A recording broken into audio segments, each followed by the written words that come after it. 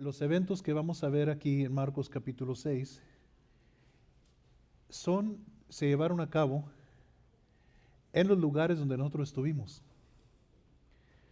Si tomáramos así el mar de Galilea, nosotros estuvimos aquí en Tiberias, vamos a decir a las 8, si fuera un reloj, ¿verdad? A las 8. A las 9 está Magdala, y luego arriba está Genezaret, y luego arriba está Capernaum, arriba está Corazín, y luego está Betsaida y luego Corazín. Eso estamos viendo así como de las 8 a la 1 en un reloj. ¿Sí me entiende? ¿Sí me entienden o no me entienden? Si estuvieron mirando la careta de un reloj, de las 8 a la 1 en esa región. No, Jesús nunca estuvo en Tiberias, su base estuvo en Capernaum. Pero vamos a leer aquí en los eventos de esta mañana que él estuvo cruzando el mar y nos imaginamos que él cruzaba el mar de un lado a otro. No, eran cruzadas así, breves, cortas, no eran largas. Estaba enfocado en esa región. Y lo que vamos a ver hoy es, vamos a comenzar en el verso 31 y vamos a acabar el capítulo. Pero vamos a intentar ver hoy una aplicación práctica a lo que vamos a ver hoy, a lo que vamos a leer. Los discípulos, Jesús los había mandado, ustedes recuerdan, habían andado ministrando, predicando, enseñando, echando fuera demonios y sanando enfermos. Y en el verso 30 nos dice que entonces los apóstoles se juntaron con Jesús y le contaron todo lo que habían hecho y lo que habían enseñado. Qué bonito, ¿verdad? No solo lo que habían hecho, sino lo que también habían enseñado. ¿Ok? Y ellos regresan al Señor y le dicen, todo lo que se ha llevado a cabo, todo lo que hicieron, los lugares donde anduvieron, cómo la gente lo recibió. Y el verso 31 nos dice que entonces Él les dijo, venid vosotros aparte a un lugar desierto y descansad un poco, porque eran muchos los que iban y venían, de manera que ni aún tenían tiempo para comer. Yo creo, ¿verdad? Leyendo entre las líneas un poquito, que Jesús miró a los discípulos y se miraban cansados. Habían estado trabajando bastante y los miró y yo creo que los miró cansados y les dijo, hicieron muy buen trabajo, vamos, ahora es tiempo para que descansen. Y nos dice que la multitud era tanta ya a este punto, estamos hablando ya de miles de personas que andaban siguiendo a Jesús, ya no eran cientos, ya eran miles. Y tan grande era la necesidad que ellos tenían, que estaban constantemente viniendo a Él, no tenían tiempo ni de comer, dice la Biblia. Jesús ve esta necesidad, les dice, vamos a separarnos, porque si no, este trabajo los va a matar, necesitan descansar. Los separa a un lugar desierto para que descansen. Y yo creo que algo importante que hay que ver nosotros y que hay que entender, muchas veces en la iglesia nosotros queremos espiritualizar todo y creemos que tomar un descanso, tomar una vacación, tomar un break es algo que es falto de espiritualidad en la iglesia, ¿verdad? No, los cristianos no descansan, los cristianos nunca paran, los cristianos. Pero aquí la Biblia nos enseña algo diferente. Nos enseña que Jesús vio una necesidad que ellos tenían de descansar. Y entonces se los lleva aparte para descansar. Yo no sé qué tanto de ustedes han oído de un hombre que vivió hace ya más de 100 años. No recuerdo las fechas exactas que abarcó su ministerio, pero se llamaba John G. Lake. Y John G. Lake fue uno de esos pioneros pentecostales. Él, estudiando la Biblia, creyó que en el poder de Dios para sanar enfermedad, y Dios le dio a él un ministerio poderosísimo de sanidad divina. Este hombre vio milagros extraordinarios. Dios lo llamó a Sudáfrica a ministrar, y se fue él a Sudáfrica, y dijeron que el país de Sudáfrica, durante el tiempo que él estuvo ahí, fue una de las naciones más sanas de todo África por los milagros. Pero la fama de él comenzó a correr y gente comenzó a llegar por miles y miles y miles. En una ocasión ya estaba él completamente fatigado, ya no tenía fuerzas en él mismo. Y lo que hizo John G. Lake fue que mandó que trajeran una piedra, la pusieran en su habitación donde él estaba, y ungió la piedra con aceite, y le dijo a la gente, les dijo, díganle a la gente cuando entren, porque entraban por una puerta, él oraba por ellos, salían por otra. Y le dijo, díganles que cuando entren, que toquen la peña, que toquen la piedra, y van a ser sanados. Y él se fue a descansar porque ya no podía más. Y sí, la gente entró, tocaban la peña y eran sanados. Y salían sanos por la puerta de atrás. Pero la necesidad nuestra de descansar cuando nuestras fuerzas se nos acaban, y esta semana tenemos personas que andan de vacaciones, y no estamos en contra de que se vayan de vacaciones, ¿verdad? Nomás con que no tomen vacaciones de Dios, pero que se vayan a descansar. Y entonces quiero que guarde esto en mente, porque a lo mejor tú te sientes cansado, tú te sientes cansada, y a veces la gente no es muy considerada, porque la gente pide y pide y pide y pide, y nos podemos volver nosotros, si no tenemos cuidado, esclavos de la gente. Y creemos que estamos haciendo la voluntad de Dios, y ya no estamos haciendo la voluntad de Dios, estamos haciendo la voluntad de la gente. Y nadie se vaya a ofender, por favor, con lo que digo, pero yo veo esto mucho en familias donde hay abusos. A veces, yo vengo de una familia donde mis padres eran muy trabajadores, vinieron de México. Mi mamá, mi papá trabajábamos lo que en aquel entonces de los 60s, los 70s, llamaban migrant workers.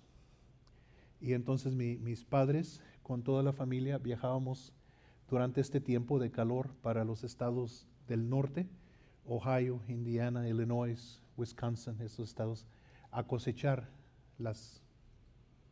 ¿verdad? Tomate, pepino, betabel, diferentes cosas. Y el trabajo de ellos era desde que salía el sol hasta que se metía. Al salir el sol, mis papás ya estaban en la labor y no paraban hasta que se metía el sol y ya no se podía ver para trabajar. Pero la persona que trabajaba más de todos era mi mamá, porque mi mamá despertaba en las horas de la madrugada para hacer el lonche, y luego se iba con mi papá a trabajar en el campo, y luego llegaba en la tarde y hacía la cena, y luego ya después ella descansaba. Y le digo porque venimos nosotros de gente muy trabajadora, pero tenemos que tener cuidado nosotros de discernir cuándo estamos en la voluntad de Dios y cuándo no estamos en la voluntad de Dios.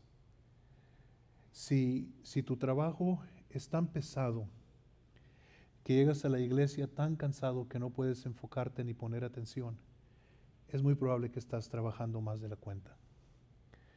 Porque Dios estableció en su palabra un día de reposo. Y ese día de reposo era para que la gente se refrescara, descansara, se enfocara en Dios y renovara fuerzas para el día de mañana. Entonces Jesús ve a los discípulos que vienen, los ve cansados, pero la necesidad es grandísima. No tienen tiempo ni de comer. Y quizás si nosotros, ¿verdad?, pensaríamos y dijéramos, pues espiritualmente hay que ministrarle a la gente. Jesús dijo, no, tienen que descansar. A pesar de la necesidad tan grande que había con la gente, Jesús les dijo, tienen que descansar. Y entonces hay que tener ese discernimiento, cuándo es tiempo de descansar y cuándo es tiempo de trabajar. Y para los ministros es un poco difícil porque un ministro no tiene horario. El horario del ministro es 24/7. A cualquier hora que timbre el teléfono, a cualquier hora que surja una necesidad, uno tiene que responder. Pero sí hay momentos cuando es importante para un ministro separarse y decir, mira, si tienen esta necesidad, llama a fulano o llama a mengano, porque es tiempo de descansar. No se les olvide eso, ¿ok? All right. Y no dejes que nadie te ponga culpabilidad. Que digas, no, tú eres la abuela, tú tienes que hacer. No, señor, vaya, cuéntele las muelas a su otra abuela, ¿verdad? Porque esta abuela va a descansar, o este abuelo va a descansar. ¿Sí me entiende? O que tienes que hacer esto, porque hermanos, nosotros, y otra vez le digo, por favor, nadie se ofenda, pero criamos a nuestros hijos y luego nuestros hijos, yo no estoy hablando de los míos, gracias a Dios por los míos, ¿verdad? Pero estoy hablando en general, porque están mis hijos aquí y no quiero que después vayan, ¿verdad? Pero estoy hablando en general, ¿sí me entiende? Ni estoy hablando de los suyos tampoco, ¿okay? Estoy hablando en general. Pero criamos a nuestros hijos y luego todavía nuestros hijos, después de que los hemos criado, quieren que criemos a sus hijos. Y eso no es correcto. ¿Okay? Y los abuelos, como amamos tanto a los nietos, a veces nos sentimos culpables. Y creemos que no. Yo ya estoy viejo, bueno, no muy viejo, ¿verdad? Pero me canso y mis hijos me entienden. Y hay veces que los nietos dicen, nos queremos quedar con grandpa o con grandma. No, grandpa, grandma están cansados. Ellos tienen que descansar. Y agradezco eso de mis hijos. Y especialmente ahora que me dio el malacate, como dice mi mamá, que me dio el COVID. Nunca me había dado así. Y estoy todavía recuperándome de todo lo que me afectó. Pero Jesús ve esta necesidad y le dice, hay que descansar, ¿ok? Voltea a su hermano y dígale, mira, a Jesús le importa que tú descanses. Dígale, a Jesús le importa que tú descanses. Y entonces de vez en cuando hay que agarrar un break, ¿ok? Eso sucede, pero las multitudes están llegando. Y como se los lleva, nos dice en el verso 32, se fueron solos en una barca a un lugar desierto. Esto es donde no hay ciudades. Y ustedes recuerdan cuando estuvimos en Galilea, hay muchos lugares, sembradillos y todo, campos muy verdes, muy bonitos. Y probablemente a uno de esos campos se los lleva Jesús, y para que descansen donde no hay gente, donde no hay ruido, para que ellos descansen. Pero nos dice la Biblia, muchos les vieron ir. La gente los ve que se van y le reconocieron. Y muchos fueron allá a pie desde las ciudades y llegaron antes que ellos y se juntaron a él. No sé qué tanto tiempo tendrían de descansar. La misma historia que estamos leyendo aquí, que vamos a leer aquí, que estamos leyendo, se relata en los 4 evangelios, Mateo, Marcos, Lucas y Juan. Pero Juan nos da unos poquitos más de detalles. Y en uno de los evangelios nos dice que llegaron ellos al lugar desierto y vieron que la multitud venía.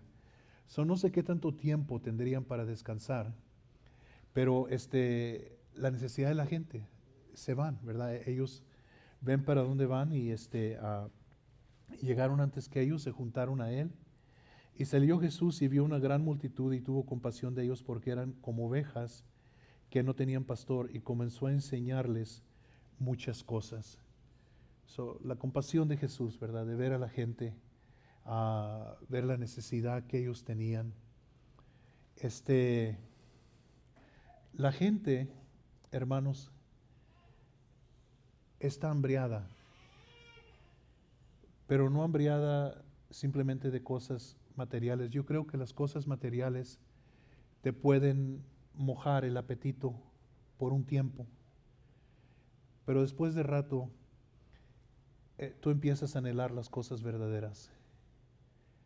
Amor, paz, compasión, comunión, tener un amigo, tener una persona con quien puedes platicar, tener cosas, y yo creo que a la multitud no solamente los atraía los milagros que Jesús hacía, sino las enseñanzas que les daba. Porque la palabra de Dios es vida. Y tú puedes ir a la casa hoy en la tarde, puedes prender un programa de televisión, puedes poner las noticias, pero no te van a dar palabras de vida. A lo mejor te van a entretener, a lo mejor te van a dar información correcta o incorrecta, pero yo necesito oír que a alguien le importo, que alguien tiene cuidado de mí, que alguien me ama, que alguien está buscando mi bien. Y las palabras que Jesús le hablaba a la multitud, que les enseñaba, eran que había un Dios que los amaba. La vida se puede volver muy sola, muy aislada, muy vacía. Y necesitamos que Dios deposite en nuestro corazón esas palabras de vida. Y una cosa yo sí sé,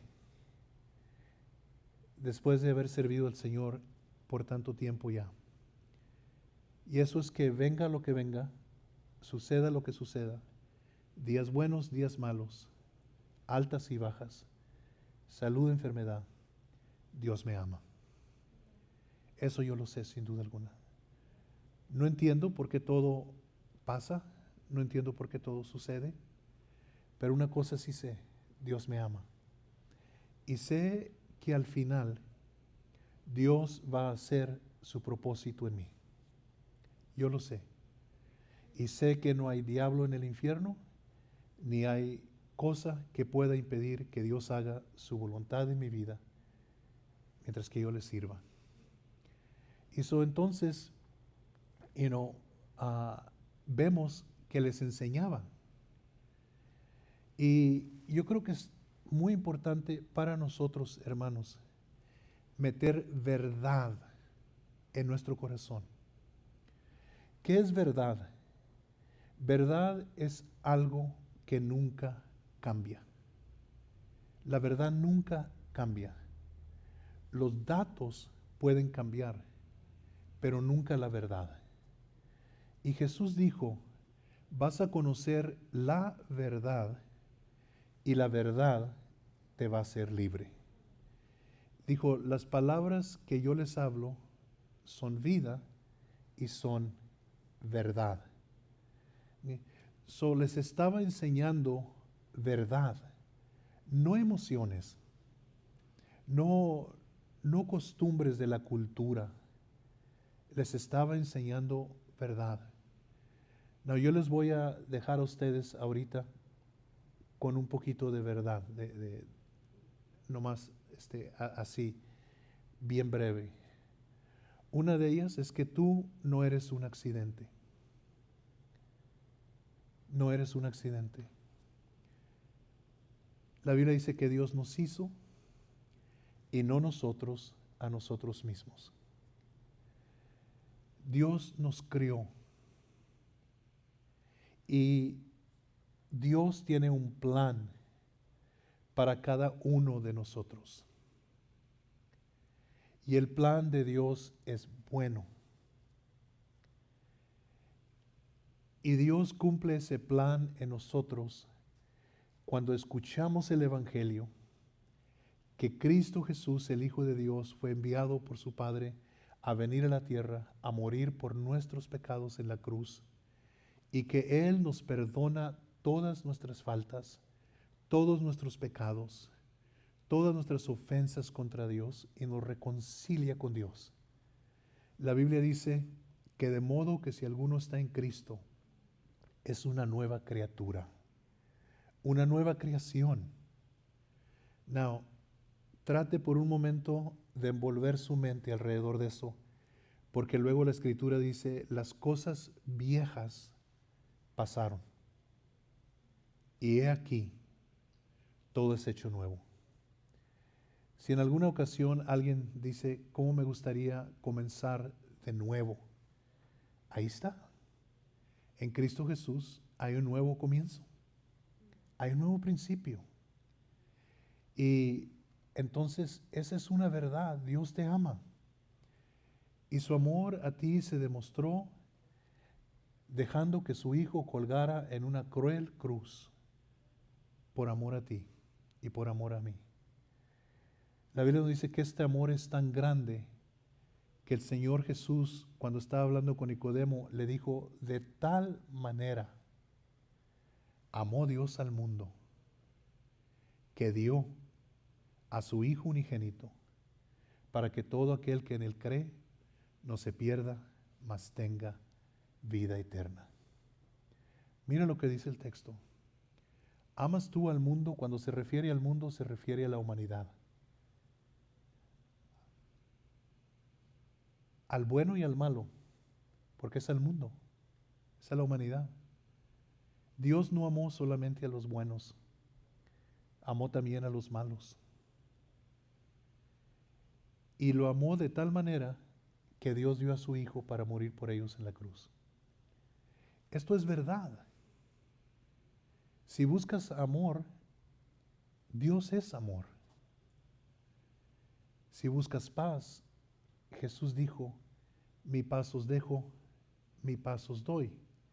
No como el mundo la da, yo os la doy. No se turbe vuestro corazón, ni tengas miedo. Entonces, vemos aquí que Jesús tiene compasión de la gente. Y compasión no es necesariamente lástima. Porque cuando tú tienes lástima de una persona y a lo mejor vas caminando por la calle y le das una limosna, pues qué bueno, qué bonito, Dios te va a bendecir por lo que haces. Pero compasión es ayudar a la persona verdaderamente, es amar a la persona, no tenerle lástima y darle una limosna, sino buscar cómo cambiar y transformar la vida de la persona. Y entonces Jesús les enseña, les da lo más valeroso que Él tiene, la palabra de Dios, y la deposita en el corazón de ellos. ¿Okay? Aquí está esta gran multitud y es temprano en la mañana. Acuérdense que Jesús se llevó a sus discípulos a descansar, pero la gente llega, temprano en la mañana llegan, todo el día les está enseñando. Algunos de ustedes se sienten incómodos cuando los tengo aquí un poquito más de una hora. ¿Okay? Todo el día la multitud no se va. Antes está llegando más gente y más gente y más gente y más gente, y Jesús les está enseñando. Y luego, si seguimos leyendo, dice que cuando era ya el verso 35, estamos en Marcos 6, 35, cuando ya era muy avanzada la hora, ya estaba cayendo la tarde, sus discípulos se acercaron a él diciendo, el lugar es desierto y la hora es ya avanzada. Despídelos para que vayan a los campos y aldeas de alrededor y compren pan, pues no tienen que comer. Ya está cayendo el sol, no ha comido la gente. No ha comido la gente, están ahí escuchando la palabra de Dios. Los discípulos ya despídelos para que vayan y coman, compren algo para comer y todo, porque no han comido y ya se está acabando el día, ya va a oscurecer. Y entonces mándalos, a que vayan y coman algo, porque es como cuando despedimos la escuela dominical en la mañana. Unos agarran para Coulter's, otros para Olive Garden, otros para McDonald's, otros para no sé para dónde, pero mándalos a que vayan a comer. Now, más adelante vamos a leer ahorita, vamos a encontrar, pero quiero brincar un poquito, que la Biblia dice que son como 5,000 hombres. No más los hombres los menciona la Biblia. Si tomamos en cuenta las mujeres y los niños, Probablemente estamos hablando de una multitud de a lo mejor 15, 20, 25 mil personas o más. Estamos hablando de una multitud bastante grande. Y es un gentío ya. Y los discípulos, mándalos a que vayan a comer, a que se vayan a descansar. Han estado todo el día. Y entonces Jesús les dice, respondiendo él, les dijo, dadles vosotros de comer. Ok, ¿qué tanto de ustedes creen que los discípulos llevaban con ellos guayines llenos de comida para una necesidad como esta? No, no estaban preparados para algo así. Parece injusto lo que Jesús les está pidiendo, ¿no? Now, come on, Jesus. ¿Quieres que nosotros les demos de comer? Pero no es una sugerencia, es un mandamiento a sus discípulos. Es un mandamiento, darles vosotros de comer. Ellos le dijeron que vayamos y compremos pan por 200 denarios y les demos de comer. O sea, no tenemos suficiente dinero para ir a comprar suficiente comida para darle de comer a toda esta gente. Él les dijo, ¿cuántos panes tenéis? Id y vedlo. Y al saberlo dijeron, 5 y 2 peces. Now, yo estaba recién entregado a Cristo. Y yo venía de un pasado donde todo trataba de entenderlo lógicamente. Yo leí este milagro y dije yo, man, han de haber sido panes grandísimos. Y han de haber sido peces grandísimos. Pero si vas a Galilea, los que estuvimos en Galilea hace 4 meses, te das cuenta que los peces están así. Son unos pececitos, no son peces grandes.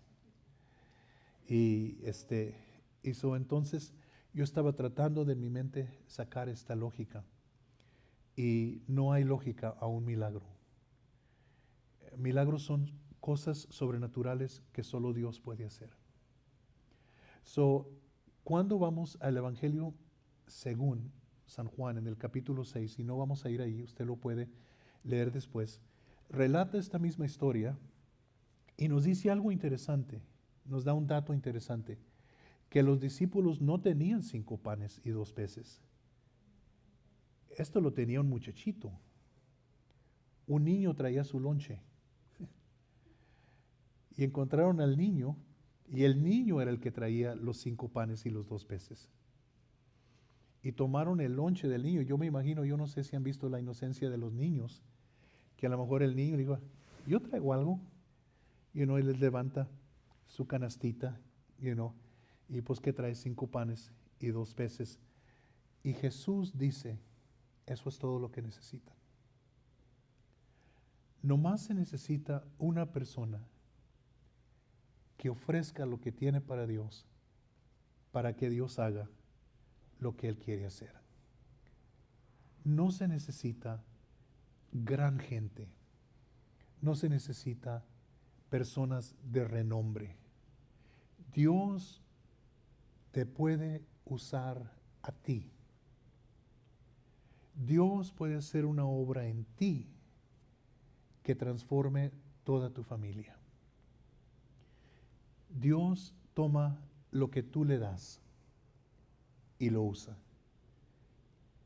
Hay tanta gente que yo he conocido que se sienten insuficientes para que Dios pueda hacer algo con ellos.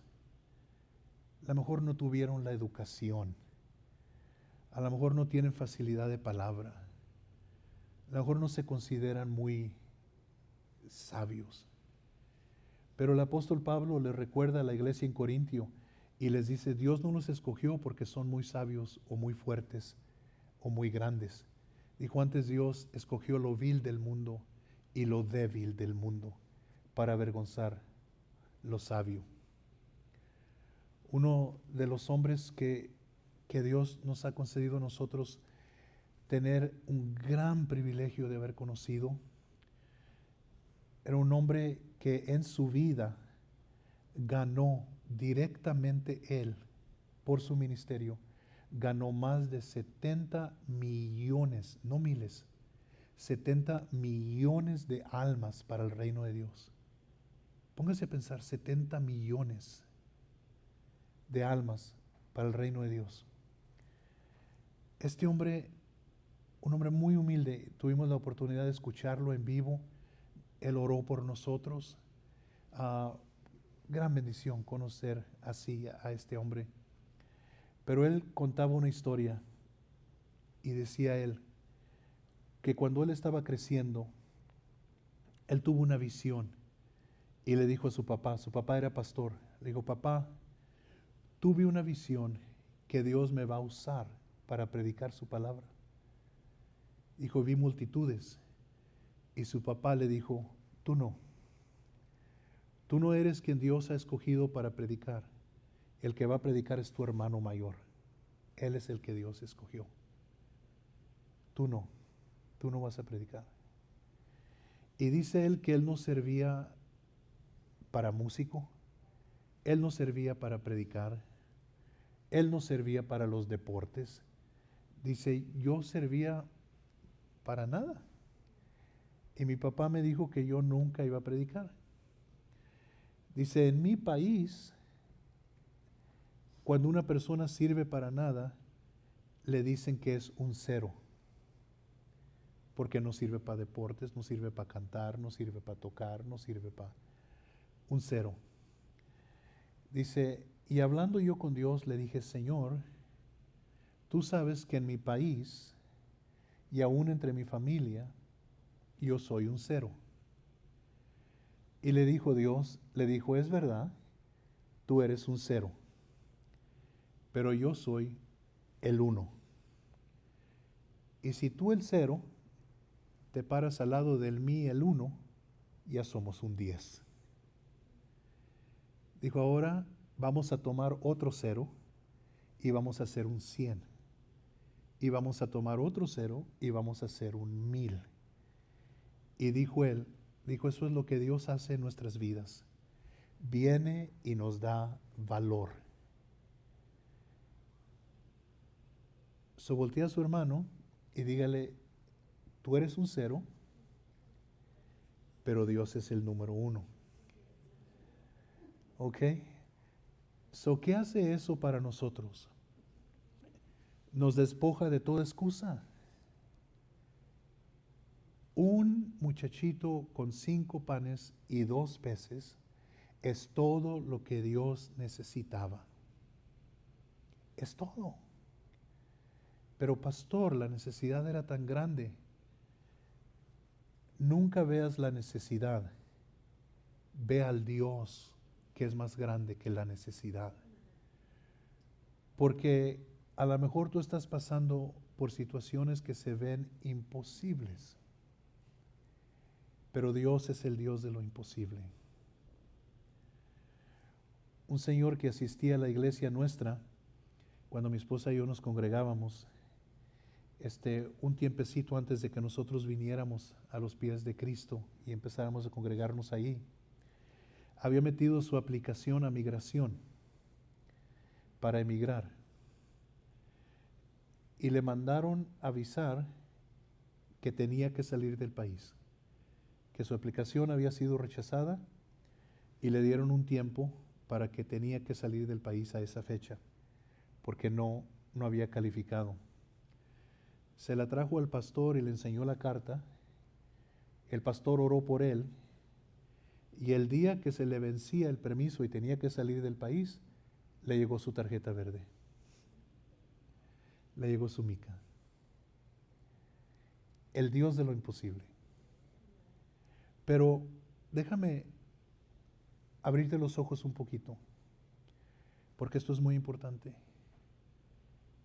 Hay mucha necesidad. Y Dios está buscando gente que le dé lo que tiene. Que ponga lo que tienen en las manos de Dios. ¿Qué puedes hacer tú? ¿Qué sabes tú qué hacer? Hay algunas de ustedes, hermanas, que son muy buenas para platicar. ustedes no son chismosas. Ustedes comparten información. ¿Ok? ¿Ok? So, usted no es chismoso, usted comparte información. ¿Ok?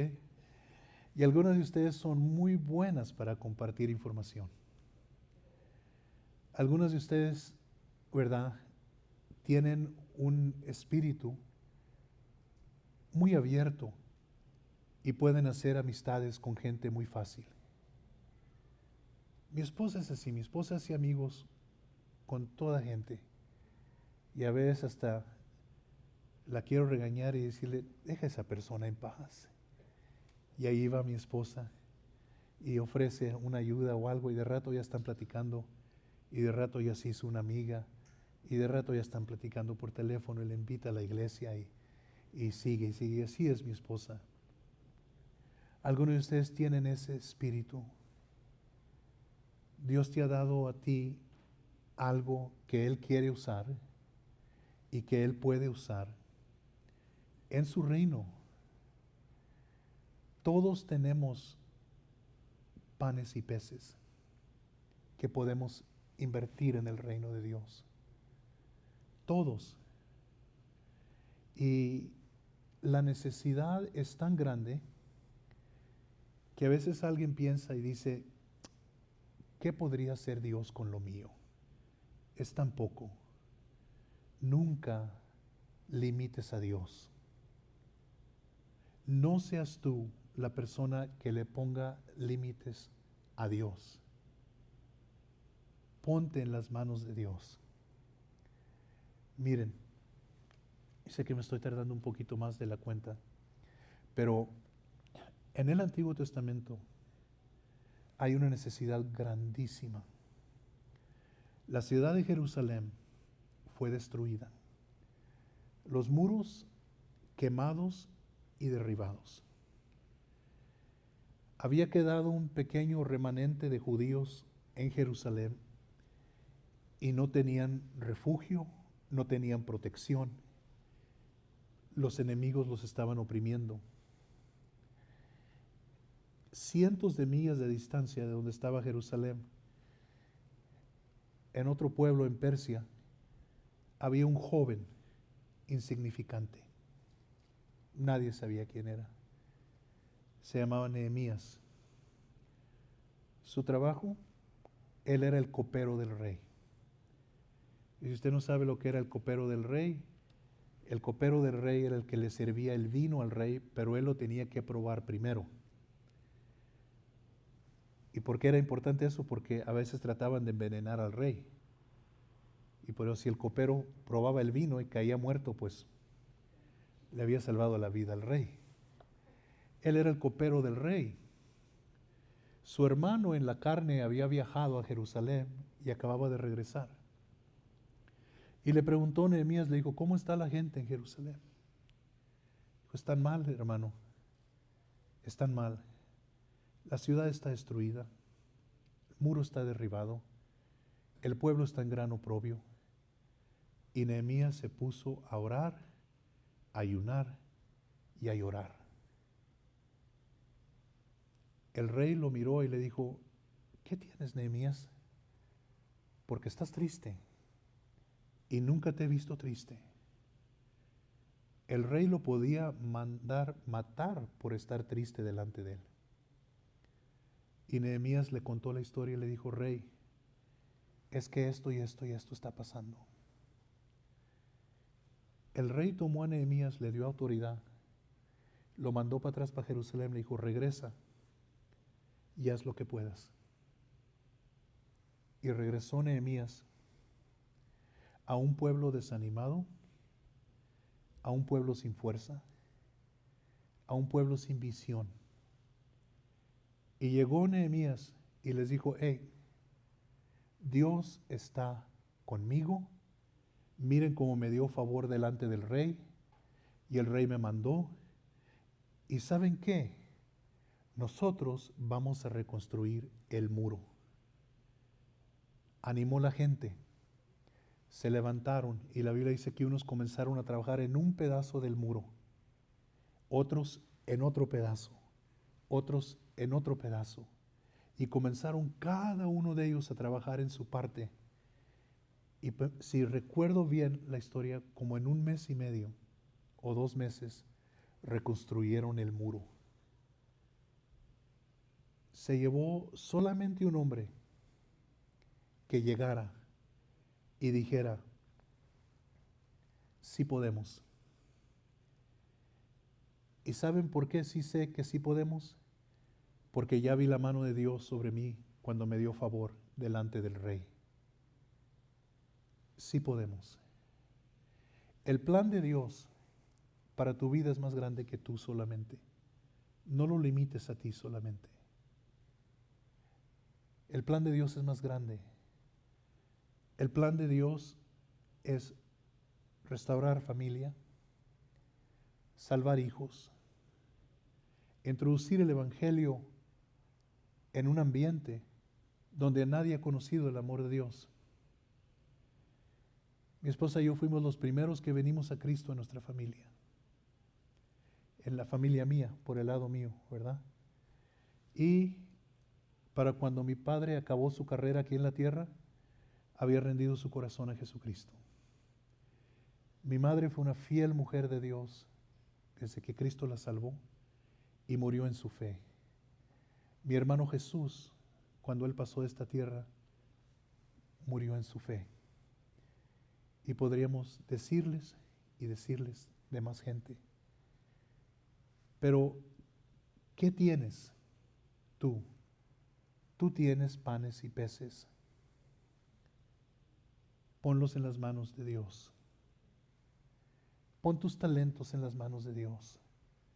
Pon tu vida en las manos de Dios. Le estaba contando a mi esposa una historia. Dicen que invitaron a un indio a una reunión evangélica en la iglesia. Y fue el indio a la reunión. Nunca había escuchado el evangelio. Oyó el mensaje y cuando se hizo un llamado, el indio tomó su cobija, la dobló, se fue al altar, puso la cobija en el altar y dijo, indio da cobija. Y se fue para atrás para su banca, pero no sentía paz. Tomó su rifle, fue y lo puso en el altar. Dijo, indio da rifle. Regresó a su banca, pero no sentía paz. Sentía que tenía que dar algo más. Y dijo, indio solo tiene caballo. Salió para afuera, agarró su caballo, lo trajo para adentro, lo llevó al altar. Dijo, indio da caballo. Pues ya había dado todo el indio. Pero regresó a su banca, ahí a su lugar, y todavía no sentía paz. Y estaba luchando el indio. Al fin pasó el indio, se puso en el altar y dijo, indio da indio. Y es lo que Dios pide de ti, indio. Indio, da indio. Dale a Dios quien tú eres. Déjalo que Él te use a ti. Nadie está demasiado joven ni demasiado viejo. Los días mejores de nuestra vida no están detrás de nosotros, están delante de nosotros. Dios te escogió a ti, te salvó con un propósito. Con esos 5 panes y 2 peces, Jesús alimentó miles de personas. Dale a Dios quien tú eres. Él está esperando con brazos abiertos. ¿Ok? All right. Now, 3 cosas que hemos visto. Al Señor le importa que descanses. El Señor tiene compasión. Y el Señor puede usar lo que tú pones en sus manos. ¿Vas conmigo todavía? ¿Sí? ¿Va conmigo todavía? ¿No se le va a olvidar? Ok. Vamos a acabar de leer. Vamos a leer un poquito, ¿ok? So, el verso 39 nos dice, les mandó que hiciesen recostar a todos por grupos sobre la hierba verde. Se recostaron por grupos de 100 en 100 y de 50 en 50. Entonces tomó los 5 panes y los 2 peces y levantando los ojos al cielo, bendijo y partió los panes, dio a sus discípulos para que los pusiesen delante y repartió los 2 peces entre todos. Comieron todos y se saciaron. Qué bonito, ¿verdad? Recogieron de los pedazos 12 cestas llenas y de lo que sobró de los peces. Y los que comieron eran 5,000 hombres. Enseguida hizo a sus discípulos entrar en la barca y ir delante de él a Betsaida, en la otra ribera, entre tanto que él despedía a la multitud. So, Jesús es este gran milagro, ¿ok? Termina este milagro. La gente comienza entre sí a decir, ¿quién es este? Esto es increíble, ¿quién es este? ¿Qué es esto que ha hecho? Y lo querían tomar y hacer rey. So, Jesús despide la gente, le dice a sus discípulos, súbanse en la barca, váyanse para Betsaida. Y ya les dije ahorita, ¿verdad?, cómo estaba la región y todo. So, ellos se van en la barca. Y después que los hubo despedido, se fue al monte a orar. So, despide la multitud, despide a sus discípulos en la barca, ellos se van a Betsaida cruzando el mar.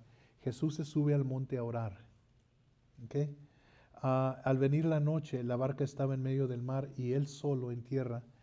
Y viéndolos remar con gran fatiga, porque el viento les era contrario, cerca de la 4ª vigilia de la noche, vino a ellos andando sobre el mar y quería adelantárseles.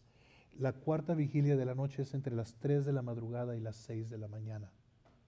Eso fue entre ese espacio, ¿ok?, que esto está sucediendo. Jesús pasó toda la noche orando.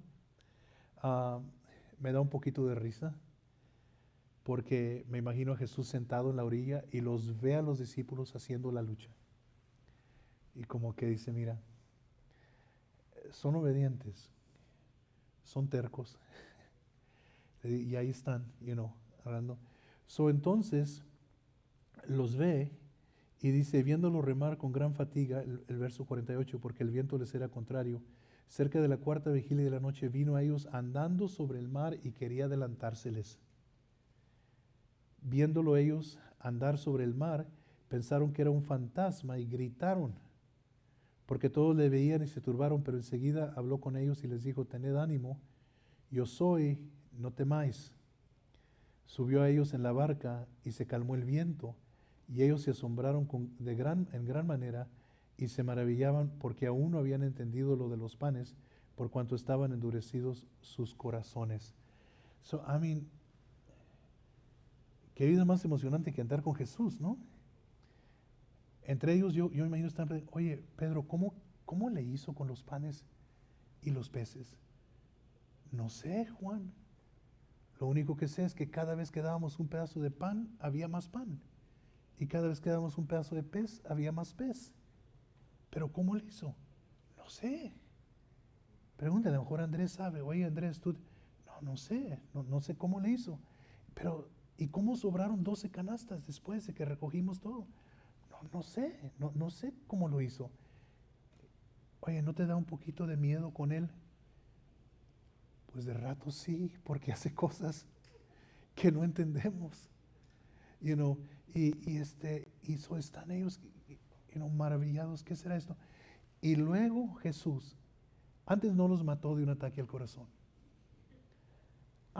Los manda que vayan.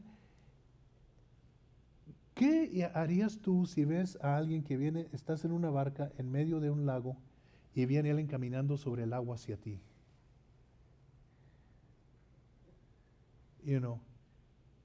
Los discípulos lo ven y creen que es un fantasma.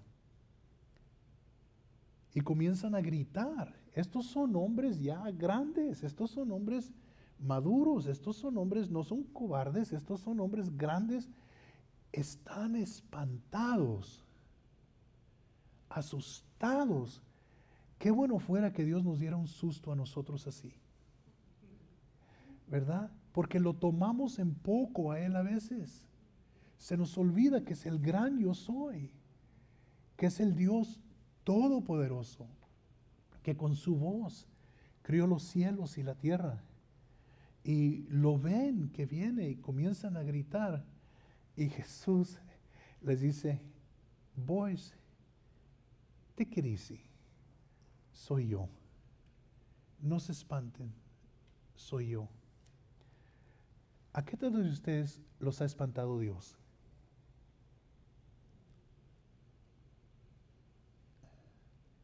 ¿Alguno de ustedes jamás los ha espantado Dios? Hermanos, nosotros estamos en una reunión, no les miento. Entró Jesús por la puerta de atrás y empezó a caminar hacia el frente. La gente me dice, ¿lo viste físicamente? No, pero con los ojos del Espíritu lo estaba mirando. Cuando llegó cerca del púlpito, yo me escondí atrás del púlpito y puse mi cabeza en el suelo y me tapé la cabeza. No más, no más. Y nosotros lo invitamos, pero la realidad es que cuando Él llega, espanta. Es grande, es fuerte, es poderoso. Estábamos en Irving, Texas, predicando un servicio. Nos habían invitado. Y mientras que estábamos ministrando, Jesús entró por la puerta del lado. Había una puerta así como esa, que salía a unos salones. Entró y empezó a caminar hacia el frente. Mientras que yo estoy ministrando, yo lo estoy mirando. Y otra vez le digo, no me pregunte por su apariencia, porque no se la puedo describir. Cuando comenzó a caminar por el medio, gente que estaba endemoniada comenzó a gritar, a agarrarse el cabello. Se volvió una locura en ese lugar. Y yo simplemente me quedé parado porque no podía moverme. Y lo vi llegar hasta el frente y empezó a moverse el poder de Dios en ese lugar. Dios te espanta. Y los discípulos aquí están viendo un lado de Jesús que no habían conocido antes. Un hombre que camina sobre el agua. Dijeron, ¿quién es este? Entonces vemos que todas las promesas que la Biblia nos da toman otra luz si ponemos la mirada en Jesús, en su poder, en su poder. Pablo estaba en un huracán. La barca en la que iba había quedado en medio de una tormenta, de un huracán. Por días los marineros no habían visto ni las estrellas ni el sol y perdieron la esperanza de salvarse. Ya ni comían. Y el apóstol Pablo les dijo, coman. Esta noche el ángel de Dios estuvo conmigo y me dijo que se va a perder la barca, pero nadie va a morir. Se perdió la barca, pero nadie se ahogó, todos se salvaron. El poder de Dios. Y entonces lo ven.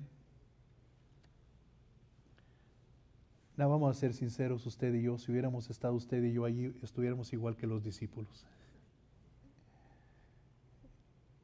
Oye, ¿qué crees? No sé qué creer de él. Juan dijo, nosotros vimos su gloria, gloria como del unigénito del Padre. Es tiempo que nosotros veamos la gloria de Dios en nuestras vidas. Entonces esto sucede. El verso 53, para terminar el capítulo, terminada la travesía, vinieron a tierra de Genezaret y arribaron a la orilla, y saliendo ellos de la barca enseguida la gente le conoció, Recorriendo toda la tierra de alrededor, comenzaron a traer de todas partes enfermos en lechos a donde oían que estaba. Y donde quiera que entraba, en aldeas, ciudades o campos, ponían en las calles a los que estaban enfermos y le rogaban que les dejase tocar siquiera el borde de su manto, y todos los que le tocaban quedaban sanos. ¿Ok?